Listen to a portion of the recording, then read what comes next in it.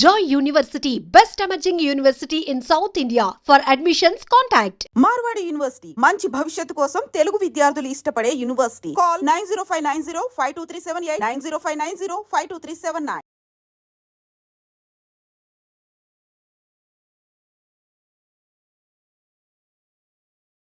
నయం వచ్చిండు.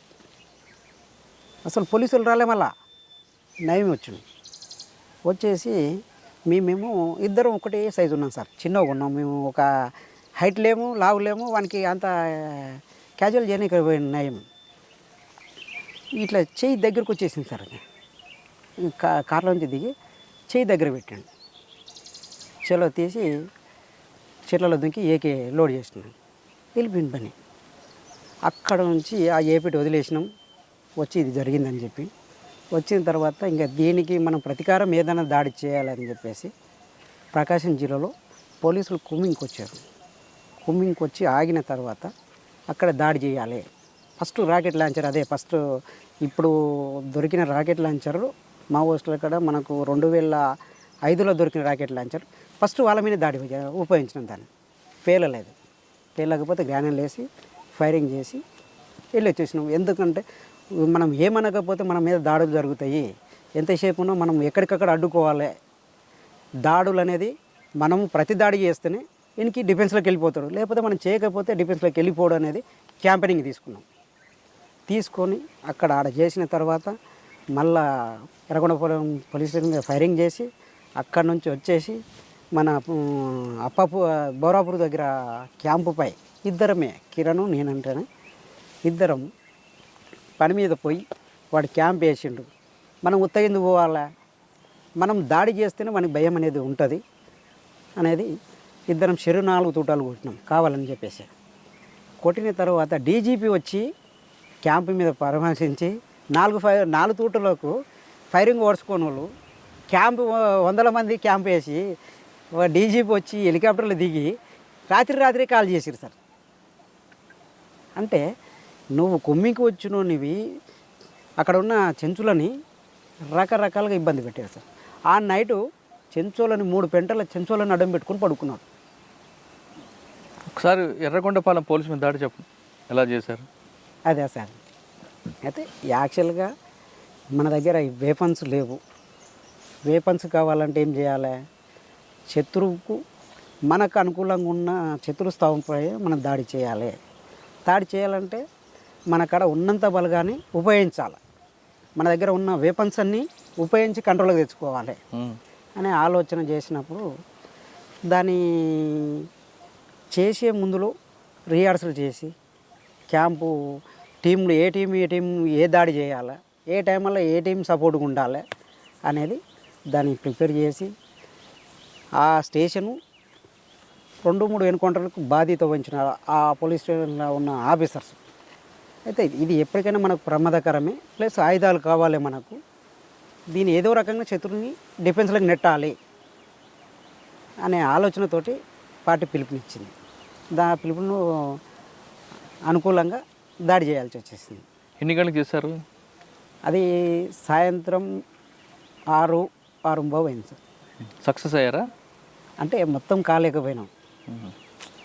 ఆతల వైపు సగం తీయగలిగినాం కానీ మొత్తం పూర్తిగా చేయలేకపోయినాం. అప్పుడు ఎవరు మీకు ఎస్పీ అప్పుడు ఉండేవారు? ఎర్రగొండపాలెం ప్రకాశం అంటే అప్పుడు రెడ్డి ఉండే సార్. ఏం పేరు ఉండే, అతని పేరు మైపాల్ రెడ్డి ఏదో ఉండే సార్. అదే అయితే యాదికి లేదు. మనము మన ఈ ఏరియాలో ఎవరు ఉన్నారని చెప్పగలుగుతాం, కానీ మనం అవసరానికి పోయి వచ్చేది. అంటే Yerragondapalem rocket launcher first time పేల్చారు, పోలీస్ స్టేషన్ మీద అటాక్. తర్వాత ఎక్కడ మరి మీరు చేసిన కార్యక్రమాలు ఏంటి? నాది టోటల్గా మాబ్నార్ సార్, ఎక్కువ సార్. నేను తిరిగిది ఆర్గనైజర్ కానీ నా ప్లాటును తిరగడం కానీ ఇక్కడ ఉన్న చెంచుల సమస్యల మీద మెయిన్. అక్కడ ఆర్థికంగా వాళ్ళకి ఎలాంటి ప్రోత్సాహం ఐటీడీ కానీ గవర్నమెంట్ కానీ ఎలాంటి ప్రోత్సాహాలు లేవు సార్. వాళ్ళకి ఎంతసేపు ఉన్నా వాళ్ళ జ్వరాలు వచ్చి చనిపోయినా కానీ పట్టించుకున్న నాదుడు లేడు. అప్పట్లో ఏంటంటే ప్రత్యేకంగా చెంచులని ఎట్లా రక్షించాలి, మనం వాళ్ళతోటి ఎట్లా వ్యవసాయం చేపియాలా. ఈ బయట నుంచి వచ్చిన వ్యక్తులు సారాయికి బానిసలను చేసి వాళ్ళ దగ్గర ఉన్న మేక పిల్లలు ఉన్న వాళ్ళు చెట్టు బంకలు తెచ్చిన ఏర్లు తెచ్చినా ఏం తెచ్చినా వాళ్ళకి సారాయి పోచడం, వాళ్ళకి ఎలాంటి తిండి లేకుండా బయట నుంచి గ్రామాల నుంచి సారాయి తీసుకొచ్చి పోసి అన్ని ప్రతి వస్తువు తీసుకుపోతున్నారు. ఇది కాదు పరిస్థితి.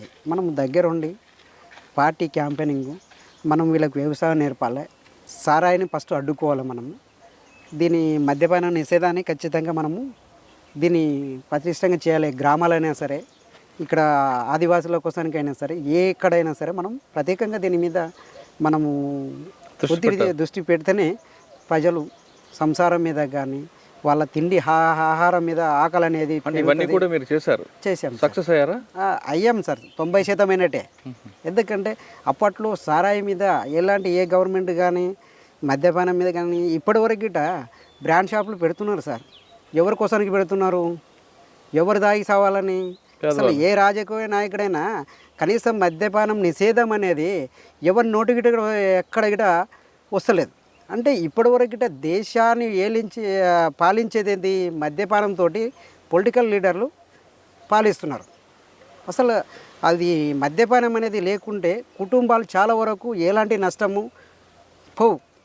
ఇప్పుడు ఇలా బయట హత్యలు జరుగుతున్నాయంటే మద్యపానంతో జరుగుతున్నాయి, రేపులు జరుగుతున్నాయంటే మద్యపానంతో జరుగుతున్నాయి.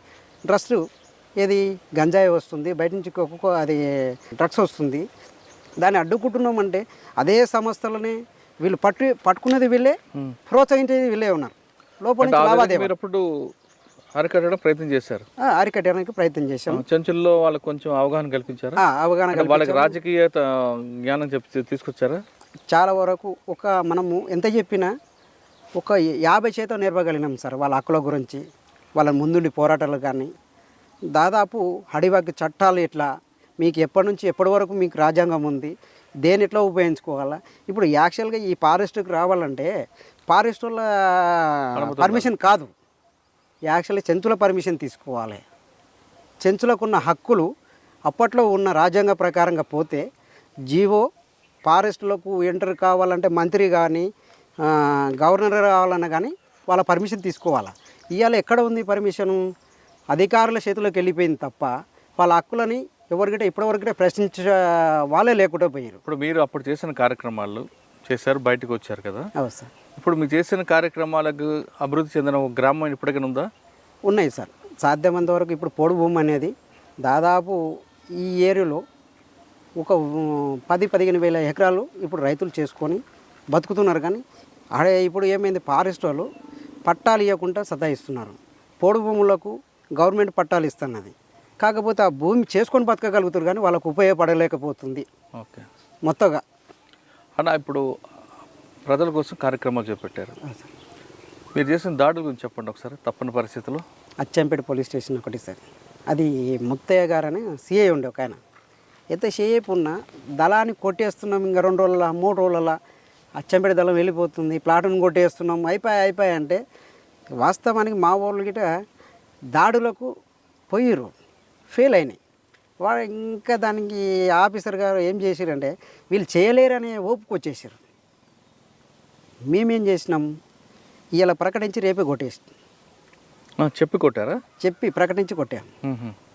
ఇంకొకటి ఎలా చేశారు అంటే ఏకేలు 2 తీసుకొని ఎట్టన చేసి ఈ యాక్షన్కి కొట్టాలి, దళాన్ని కొడతా అని చెప్పేసి ఒకటే ప్రకటిస్తున్నాడు. ప్రజలలో మనోభావాలు దెబ్బతింటున్నాయి. ఆఫీసర్ని బెదిరించి మనల పార్టీని బెదిరిస్తూ పార్టీకి సహకరించకుండా పబ్లిక్ మీద ప్రెషర్ చేయగలుగుతున్నాడు. మనం ప్రజల దగ్గరికి వెళ్ళి దాన్ని అర్థం చెప్పాలి లేకపోతున్నాము. ఏంటి జాబు తన కోసానికి తన కుటుంబ కోసానికి చేస్తుడే ఛాలెంజ్ చేస్తున్నాడు. మనం ప్రజల పక్షాన చేస్తున్నప్పుడు దీన్ని ఛాలెంజ్ తీసుకోకపోతే కరెక్ట్ పొజిషన్ కాదనేది పార్టీ నిర్ణయించింది. చలో ఎవరెవరు పోవాలా, ఈ వ్యక్తి పోవాలా, నువ్వేం చేస్తావు నాకు తెలియదు, పార్టీ బాధ్యత నువ్వు చేయాలి అని చెప్పేసి అప్పచెప్పింది. అప్పట్లో అదే ఎస్ఐ దగ్గర పోయి అదే సిఐ దగ్గర పోయి ఇంకా 2 రోజులకు దాడి జరుగుతుందనగా వాళ్ళ ఎదురు కూర్చొని మాట్లాడొచ్చి 3వ రోజు స్టేషన్ మీద దాడి. అంటే మిమ్మల్ని గుర్తుపట్టలేదు వాళ్ళు? అంటే మనము రెక్కి చేసేటప్పుడు అంత అలకకుంటే మనం ఎట్లా పోగలుగుతాము? మనకు ప్లాన్ మనకు ఉంటుంది, మనం చేసే విధానం మన అక్కడ ఉంటేనే మనకు పార్టీ అప్పచెప్తుంది. పార్టీ బాధ్యత వహించి మనము సావుకైనా తెగిడిసి చేయాలనేది ఒక ఆలోచన. ఆ అచ్చంపేట పోలీసు మీద దాడి సక్సెసా ఫెయిలా? Success sir. అంటే మనం దాడి స్టేషన్ మీద చేయలేదు, బయట ఉన్న ఆఫీసర్ల మీద కొట్టాలి, ఏదో ఒకటి అచ్చంపేట పోలీస్ స్టేషన్ మీద మనము కొట్టాలి అన్నప్పుడు మనము సివిల్లో ఉన్నారు వాళ్ళు, ఆడికి బ్రష్లో పెట్టి కొడితే ముగ్గురు పడిపోయారు. ఓకే, తర్వాత ఆ తర్వాత సంతోష్ని, మా గురువు అయిన సంతోష్ని ఈ యాక్షన్కు వాళ్ళు అడ్డం పెట్టుకొని అతన్ని ఛత్తీస్గఢ్ పోవాలి. ఛత్తీస్గఢ్ పోతున్న క్రమంలో వాళ్ళ భార్య వాళ్ళ కుటుంబాన్ని కలవనిక ఏర్పాట్లు చేసుకొని పోయేటప్పుడు అక్కడ ఉన్న కోవట్లు దాన్ని సంబంధించి తోలుకుపోతున్నప్పుడు ఇతను పట్టియాలని ఒప్పందం చేసుకున్న వ్యక్తులు రకరకాలుగా ఇబ్బందులు పెట్టి పట్టించిన తర్వాత మళ్ళా పార్టీ ఒక క్యాంపెయిన్ తీసుకుంది. కాంగ్రెస్ కార్యకర్తలని, మెయిన్ లీడర్లను ఎవరినైనా కొట్టాలి మనము అన్నప్పుడు మళ్ళీ అచ్చంపేట దగ్గర పోయి వచ్చారు మా వాళ్ళు. ఫెయిల్ అయిన తర్వాత మళ్ళీ దాన్నే మళ్ళీ ప్రయత్నించినాం. ఎవరు అవతల బాధితులు? అవతల కాంగ్రెస్ కార్యకర్త, ఈతల పార్టీ బాధ్యత మనం ఊహించినాం. కాంగ్రెస్ పార్టీ కార్యకర్త. ఓకే. అయితే ఆ తర్వాత మనము వచ్చిన తర్వాత అదొకటే కాదు, మనము పెద్ద మొత్తంలో మనం ఒక నాయకుని కోల్పోయినాం. దీనికి ప్రతీకారం దాడులు ఇంకా ఉండాలి అనే ఆలోచనతోటి మళ్ళా స్టార్ట్ అయినాయి. అక్కడ నుంచి పోయి ఆత్మకూరు ఎస్ఐని కొట్టాం. ఆత్మకూరు తర్వాత ఇంకా తర్వాత మళ్ళీ మన మీద దాడి ఏడు వరకు పసుపుల దగ్గర వచ్చిన దగ్గర దాడులు జరిగినాయి. వాళ్ళ బైక్ల మీద మనం నడిచి దాడులు ప్రతి దాడులు చేయడం వల్ల మీకు వచ్చేది ఏంటి? అంటే మేము ప్రతి దాడి చేయాలి, వాళ్ళకి కుటుంబాలు ఉంటాయి కదా పోలీసులకి. అయితే దీంట్లో ఏంది సార్ అంటే వాస్తవానికి దాడి చేయడానికి మేము ఎలాంటి పార్టీ కానీ పార్టీలో పనిచేసే వాళ్ళు కానీ ఎలాంటి ఆలోచన విధానం చేయదు. అయితే పార్టీ విధానాన్ని మనము ముందుకు తీసుకుపోయేటప్పుడు పొలిటికల్ లీడర్ల భద్రత కోసానికి డిపార్ట్మెంట్ తయారు చేసుకున్నారు. అది ఎవరి కోసానికి? ప్రజలకు ఉపయోగపడే వ్యవస్థ అయితే ఇప్పటివరకు కాదు. అది ఎంతసేపు ఉన్న పొలిటికల్ లీడర్కు, దేశాన్ని దోసుక తినే వాళ్ళకు భద్రత కోసానికే తప్ప ఎలాంటి ప్రయోజనాలు లేవు. ఆ సంస్థని అడ్డు పెట్టుకొని పార్టీని దాడులు చేయడము, ప్రజల మీద దాడులు చేయడము, దాన్ని తప్పని పరిస్థితుల్లో వాళ్ళ మీద దాడులు చేయాల్సి వస్తుంది. అంటే వాళ్ళని ఏదో వాళ్ళకిట ఏ ఇంటి నుంచి పోయారు, అదే పేద ఇంటి నుంచి పోయి ఒక ఆఫీసర్ అయ్యండు. ఆ ఆఫీసర్కు కనీసము డ్యూటీ చేసేటప్పుడు మానవత్వం ఉన్న ఆఫీసర్ ఏమో దాడులు చేయడు, అతను టార్గెట్ చేయడు. అంటే నువ్వు ప్రమోషన్ల కోసానికి, నువ్వు ఉన్న రివార్డుల కోసానికి ఉరుకులాడి దాడులు చేసి పొలిటికల్ లీడర్ దగ్గర మెప్పు పొందిన ఆఫీసర్ మీదనే టార్గెట్ చేస్తావు. మీరు మొత్తం ఎన్ని సంవత్సరాలు? 8 సంవత్సరాలు ఉన్నారా? 8 సంవత్సరాలు. 8 సంవత్సరాల నుంచి మరి ఎందుకు బయటకు వచ్చారు? దాడుల్లో చురుకైన వ్యక్తిగా ఉన్న వ్యక్తి. అయితే నా ఆరోగ్యం సంవత్సరం వరకు ఆరోగ్య సమస్య బాగా ఎంటాడిన తప్పు క్రమంలో ఇంకా నేను తప్పని పరిస్థితుల్లో పానంతో దొరికింది అనుకో ఎక్కడన్నా, పార్టీకి నా వల్ల డ్యామేజ్ అవుతుంది. ఎందుకు నేను ఆడికి చెప్పిన, నా ఆరోగ్యము ఖరాబ్ అయిన తర్వాత గిట్ట 3 నెలలు పార్టీకి చెప్పిన నా వల్ల అవుతలే బయటకు వెళ్తా అని. పార్టీ చెప్పినట్టే వండుకుంటూ వచ్చిన, నేను వండుకుంటూ వచ్చి ఆ తర్వాత వెళ్ళిపోయినా పార్టీకి నేను ఎలాంటి ఎంటిక మందం గిట్ట పార్టీ మీకు అనుమతి ఇచ్చిందా? ఇచ్చింది. పొదువుగాను ఆగు గివులాడింది. ఈయన పరిస్థితిలో నేను ఉండలేను, నా వల్ల అయితే లేదు అని చెప్పి వెళ్ళినా సార్. ఎవరి ద్వారా మీరు లొంగిపోయారు? లొంగిపోలేదు సార్. ఒక 3 నెలలు నేను పార్టీకి ఏడ నష్టం చేస్తానో, నన్ను ఏమైనా ఇబ్బంది పెడతారో, నా భార్యకు కొంచెం ఎస్టీ అమ్మాయి, ఆమెకు మెచ్చుడి ఎక్కడైనా డిపార్ట్మెంట్ ఇబ్బంది పెట్టి పార్టీ గురించి చెప్తుందేమో అనే విధానానికి జడ్చర్లో పోయి మేస్త్రి పని చేసుకుని బతికినా సార్. నేను 3 నెలలు చేసుకున్నాక జ్వరంతో చేసుకొని నా పొట్ట గడుపుతూ తప్పని పరిస్థితుల్లో మా కుటుంబాన్ని తీసుకొచ్చి ఇదే అమరాబాద్ పోలీస్ స్టేషన్లో మా అత్తని మా అమ్మని తీసుకొచ్చి మేళ పెట్టి, లొంగువాటు మేళ, మీరు రాండి కొడక అని చెప్పేసి పిలిపించినప్పటికి అప్పటికి నాకేందంటే కాకగడ్డలై సిమెంట్ పడక అప్పటికి జ్వరం ఉండి నేను ఏమో చనిపోతానేమని నా భార్యకు ఒక టెన్షన్ మొదలైంది. ఇంకా పోదాంపా, ఏదైతే మీ వాళ్ళ కడుకు ఆలోచన తీసుకుందాంపా అంటే, మా వాళ్ళు అప్పట్లో పరిస్థితి బాగాలేక నేను వచ్చిన నీ కొడుకు అని చెప్పేసి ఒత్తిడి చేసినందుకు హైదరాబాద్లో పోయి కూలి చేసుకుని బతుకురు మా వాళ్ళు. అయితే ఇక్కడ బొమ్మనపల్లిలో మా అన్న ఉంటాడు, అతను బాగా లైక్ చేస్తాం. అతను ఏం చేసిన సీన్ ఎస్ఐకి ఇంటిమేషన్ ఇచ్చుకున్నాడు. మనం పోయి ఇంటికాడికి పోయిన తర్వాత నా కోసం ప్రత్యేకంగా ల్యాండ్ ఫోన్ పెట్టుకున్నాం పెట్టుకొని అక్కడికి పోయిన తర్వాత మా పెద్దమ్మ కాడికి పోతే మా అన్నకు ఫోన్ చేసి చెప్పి అప్పుడు సీనియర్స్ తోటి మా అన్న కలిసి వచ్చి బండ్లు ఆడ పెట్టుకొని వచ్చి ఆ గొర్రెల కాడ వండుకున్నాయి. వీళ్ళ మీద నమ్మకం లేక నాకేమైనా ప్రాబ్లం అవుతుంది, ఎక్కడ వెళ్ళలేను కదా ఇంటి నుంచి అని చెప్పేసి బయట పోయి పండుకున్నాను. బయట కూర్చున్న తర్వాత ఏందిరా మరి సరెండర్ అవుతావా ఏం సంగతి అని అడిగాను. లేదన్న ఫస్ట్ అమ్మ నాయన కాడికి పోవాలి. నేను అమ్మ నాయన కాడికి పోయిన తర్వాత అప్పుడు ఆలోచన చేస్తా.